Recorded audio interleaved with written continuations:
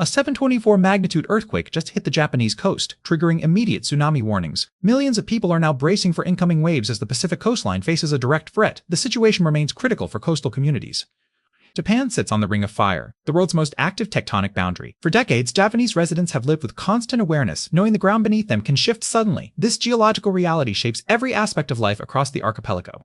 The 2011 tsunami left deep scars on Japan. This disaster showed more than just one earthquake. It exposed how vulnerable a modern industrial nation remains when sudden geological shifts hit. We can't ignore how much these shifts threaten our infrastructure.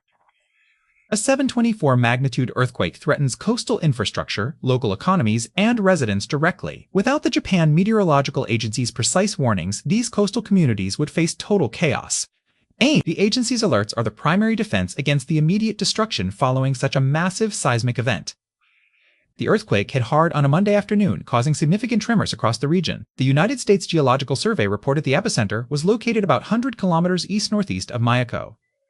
At 16:53 local time, the event hit while most people were still finishing up their usual afternoon work.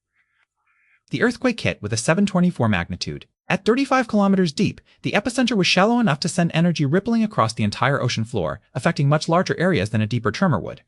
This specific depth matters because it displaces enough water to trigger the massive, powerful movement required for a tsunami to form and travel. Right after the tremors, the Japan Meteorological Agency issued tsunami warnings for Away Prefecture and parts of Hokkaido, putting local coastal areas on alert.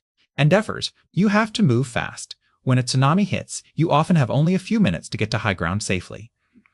The danger spread quickly along the northern coast. The agency issued tsunami advisories for Aomori, Miyagi, and Fukushima prefectures, plus several other areas throughout Hokkaido, warning of potential coastal surges. The broad sensor readings show seismic energy traveled the entire northeastern coast of the Japanese archipelago, rather than staying in one spot. Officials quantified the potential wave scale. Reports showed tsunami waves could hit 3 meters high across the affected coastal areas, posing a significant threat to the shoreline. A massive 3-meter wall of water floods coastal roads, smashes fishing boats, and breaks into low-lying homes, causing widespread destruction across the shoreline. The tremors hit much further than the epicenter. In Tokyo, people reported that the shaking was strong enough to rattle massive skyscrapers hundreds of kilometers away from the earthquake's actual source. This shows how much energy released. When Tokyo skyscrapers sway, people realize the Pacific's instability is a real, measurable threat to the entire world. People along the Pacific coast watched the tide nervously as the surge approached.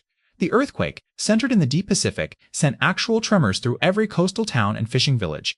Sirens wailed across northern prefectures, forcing coastal residents to scramble for higher ground when the tsunami warning hit without warning. Emergency responders along the Sanriku coast struggled to manage the sudden surge in calls. Because some aftershocks hit only 10 kilometers deep, crews faced much harder conditions while trying to stabilize the coastal infrastructure. When seismic activity moves shallower, ground shaking gets stronger and tsunami risks rise significantly. When the news broke, the Japan Meteorological Agency focused on the 3-meter threat. Warnings for Iwate, Aomori, and Hokkaido were mandatory orders to save lives, not mere suggestions. Local governments struggled to move thousands of people from the shoreline quickly. Managing this mass evacuation is a massive logistical nightmare. Initial reports fluctuated between 7.24 and 7.27 magnitude, leaving everyone confused. During those first moments, officials focused on telling the public how big the disaster actually was before the first wave hit the shore. The sheer scale of the event made the situation feel completely out of control. Disaster protocols activated immediately. Inihake started continuous emergency broadcasts, reporting real-time updates on sea levels and the stability of coastal infrastructure. This kept the public informed as the situation developed. People on the northern islands watched the clock, waiting for the storm surge to hit. Deep bays and a rugged coastline can amplify tsunami wave heights. This makes the 3-meter warning especially dangerous for coastal towns near Miyako and the Sanriku region, where the water funnels into narrow inlets. The 17.4 quake hit these specific vulnerable landing points with direct concentrated energy. What happens next for the Pacific Rim? This event shows that the tectonic plates beneath Japan are actively shifting. Recent seismic patterns suggest we might face more frequent earthquakes across the region soon.